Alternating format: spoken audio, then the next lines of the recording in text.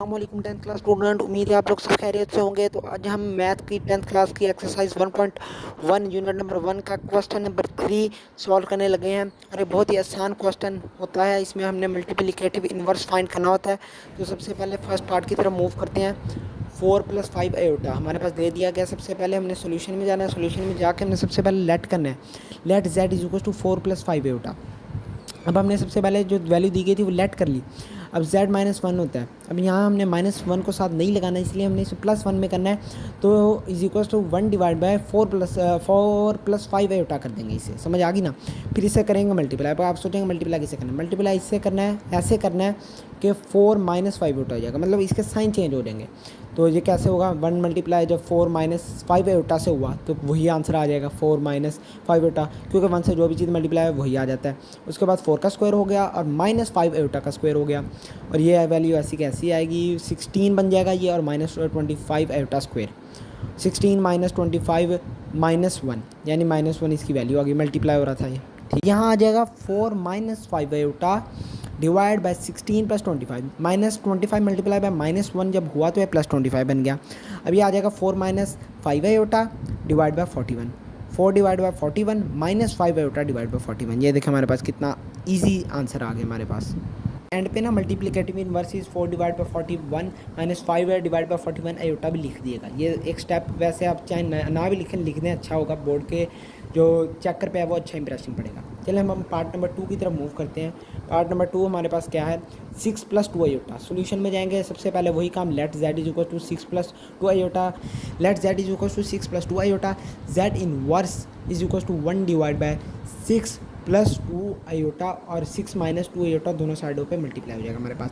6 - 2 iota ऐसे कैसे, क्योंकि 1 से मल्टीप्लाई होगा, 1 से जो चीज़ मल्टीप्लाई होगी वो वैसे वैसे आ जाएगी। ये 6 स्क्वायर -2 आयोटा स्क्वायर वैसे का वैसे ही बन जाएगा।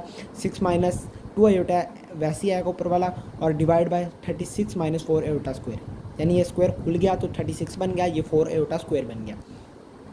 अब 6 - 2 आयोटा ये ऐसे कैसे आएगा, और 36 - 4 जो था, 36 - 4, और जो उसके साथ आयोटा स्क्वायर का साइन था वो -1 में तब्दील हो जाएगा, क्योंकि हमने उसकी वैल्यू डाल दी है। देखें अब 6 - 2 आयोटा डिवाइड बाय 36 + 4, यानी -4 मल्टीप्लाई बाय -1 + 4 होता है। तो 6 - 2 आयोटा डिवाइड बाय 40, और ये हमने 40 को दोनों तरफ सेपरेट कर लिया। अब ये 40 से कैंसिल हो जाएगा, 6 और 40 कैंसिल हुए तो ये 3 आ जाएगा, यहाँ 20 आ जाएगा। 2 और 40 कैंसिल हुए तो ऊपर 1 आ जाएगा और नीचे 20 आ जाएगा। तो आंसर हमारे पास बनेगा 3 divide by 20 -1 divide bye 20 iota. Multiplicative inverse 3 divide by 20 -1 divide bye 20 iota. देख लें कितना आसान हमारे पास आया आंसर। इसी तरह तीसरे पार्ट की तरफ मूव करते हैं, जिसमें सबसे पहले हमने लेट कर लेना है। लेट करने के बाद जो हमने अगला काम करना है वो है z इनवर्स वाला। z इनवर्स वाला हमें पता है 1 डिवाइड बाय 7 - 3 लिख देना है, 7 - 3 आयोटा। और उसके बाद जो वैल्यू होगी वो उधर जाके उसका साइन चेंज हो जाएगा, ऑपोजिट हो जाएगा। तो यहाँ प्लस आ गया, 7 + 3 आयोटा, दोनों जानिब यानी मल्टीप्लाई हो जाएगा। तो ये 1 से जब 7 + 3 आयोटा मल्टीप्लाई हुआ तो 7 + 3 आयोटा ही आएगा, क्योंकि 1 से जो भी चीज़ मल्टीप्लाई हो वही आंसर आता है।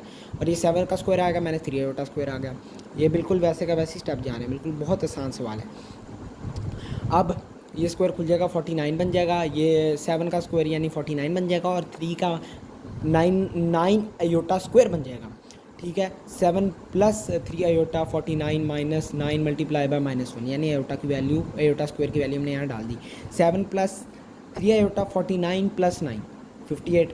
7 + 3 आयोटा डिवाइड बाय 58, और ये 58 को हमने दोनों जानिब सेपरेट कर लिया, तो हमने मल्टीप्लिकेटिव इनवर्स लिख दिया is 7 divide by 58 + 3 divide by 58 iota. देख लें कितना आसान आंसर है। अब जब हम चौथे पार्ट की तरफ चलते हैं तो वो क्या दिया हुआ है, √5 - 4 आयोटा। सबसे पहले हमने लेट z कर लेना है, इज इक्वल टू 5 √5 - 4 आयोटा।